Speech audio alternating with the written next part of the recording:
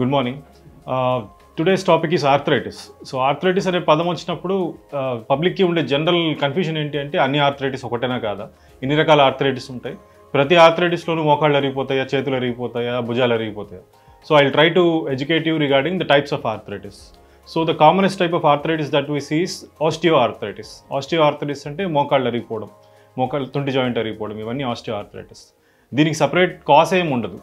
So ageing ప్రాసెస్లో అరుగుతాయి.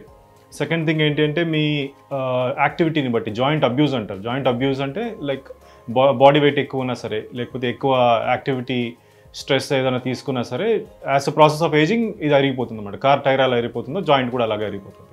So that is osteoarthritis. And the second type of arthritis is rheumatoid arthritis. Rheumatoid arthritis అంటే కీళ్ళవాతం అంటారు కదా అది.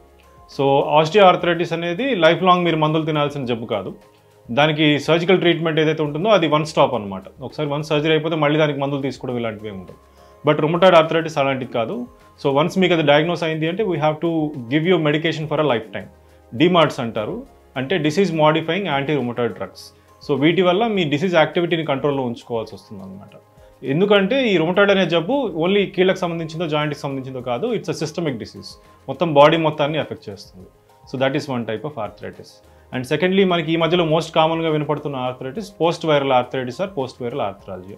అంటే వైరల్ ఫీవర్ తర్వాత వచ్చే కీళ్ళ నొప్పులు కావచ్చు, కీళ్ళ వాతం లాంటి సిమ్టమ్స్ కావచ్చు.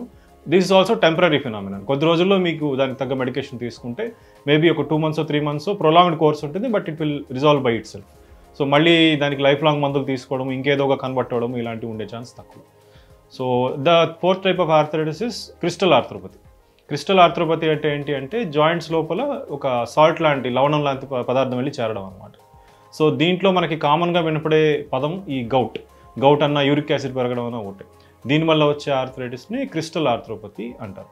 సో దీంట్లో ఏంటంటే కొంతమందికి బాడీలో ఉండే వేస్ట్ ప్రొడక్ట్స్ని మెటబాలైజ్ చేయడం కానీ బయటికి పంపించడం అనే మెకానిజం కాస్త వీక్గా ఉంటుంది. అండ్ కొంతమందికి ఎక్కువగా ప్రొడ్యూస్ అవుతుంది అనమాట ఈ సాల్ట్స్ అనేవి. సో అవి వెళ్ళి జాయింట్లో చేరి లోపల మీకు జాయింట్ని ఇరిటేట్ చేస్తూ ఉంటాయి అన్నమాట. సో దానివల్ల వచ్చే ఆర్థరైటిస్ ఆర్ ఆర్థరోపతిని క్రిస్టల్ ఆర్థరోపతి అంటాం. So that is one type. And one other type which is rarely seen is juvenile rheumatoid arthritis. అంటే చిన్నపిల్లల్లో వచ్చే కీళ్ళవాతం అనమాట. మామూలుగా కీళ్ళవాతం రుమటాయిడ్ అనేది నేను ఇదివరకు చెప్పాను కదా, అది ఒక పర్టికులర్ ఏజ్ గ్రూప్ ఉంటుంది. ఒక 35-36 నుంచి ఒక 55 వరకు దాని ప్రజెంటేషన్ ఉంటుంది. మోస్ట్ కామన్లీ ఫీమేల్స్లో చూస్తాం అనమాట. బట్ ఈ జువెనైల్ ఆర్థరైటిస్ అనేది ఏంటి అంటే లైక్ చిన్నపిల్లల్లో చూస్తాము. It will be a very prolonged course. చిన్నపిల్లల్లో డయాగ్నోస్ అయ్యి పెద్దగా అయిన తర్వాత కూడా they have to be taking some medication. కొన్ని పర్టికులర్ జాయింట్స్లో ఎక్కువ డిసీజ్ యాక్టివిటీ చూపిస్తుంది అండ్ సివియారిటీ ఉంటుంది. So that is one type of arthritis which is commonly seen. And the last fourth type of arthritis, వీటి దేంట్లో ఒక ఫిట్టమని ఒక ఆర్థరైటిస్ ఉంటుంది. దాన్ని సీరో నెగిటివ్ ఆర్థరైటిస్ అంటాం.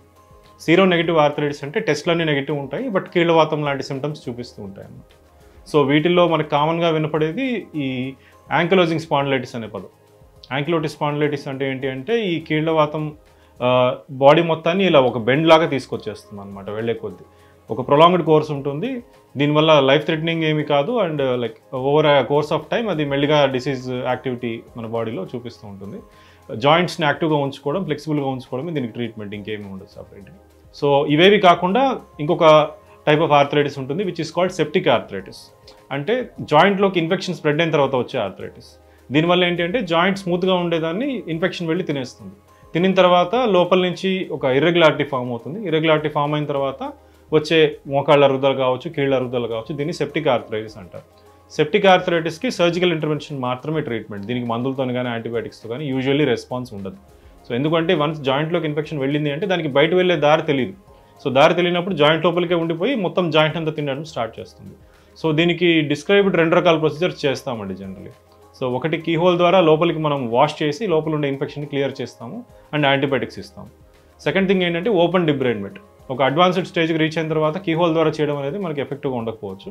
సో అప్పుడు మొత్తాన్ని కట్ చేసి జాయింట్ని ఓపెన్ చేసి బయటికి పెట్టి లోపల డ్యామేజ్ అయిన టిష్యూని, ఇన్ఫెక్ట్ అయిన టిష్యూని తీసేసి యాంటీబయాటిక్స్ ఇస్తాం. సో అది దీని ట్రీట్మెంట్. సో ఆర్థరైటిస్ టైప్ని బట్టి మీకు ట్రీట్మెంట్ ఉంటుంది. అన్ని ఆర్థరైటిస్ ఒకటి కాదు. అండ్ స్పెసిఫిక్గా టైప్ ఆఫ్ ఆర్థరైటిస్ని బట్టి type of treatment will depend. Thank you.